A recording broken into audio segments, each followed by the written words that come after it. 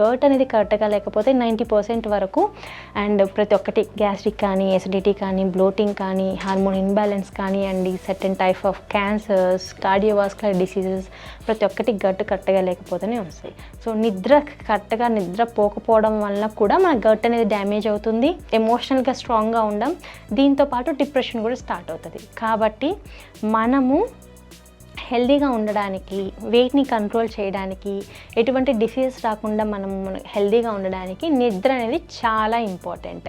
కనీసం person deep sleep 6 hours నుంచి 8 hours వరకు ఉండాలి. పర్సన్ టు పర్సన్ స్లీప్ అనేది డిఫరెంట్గా ఉంటుంది. కనీసం 6 to 8 అవర్స్ అనేది నిద్రపోవాలి.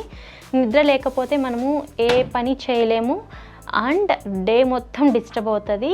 ప్లస్ మన బాడీ, మన హెల్త్ మొత్తం మనకి డ్యామేజ్ అవుతుంది. కాబట్టి నిద్ర అనేది చాలా ఇంపార్టెంట్.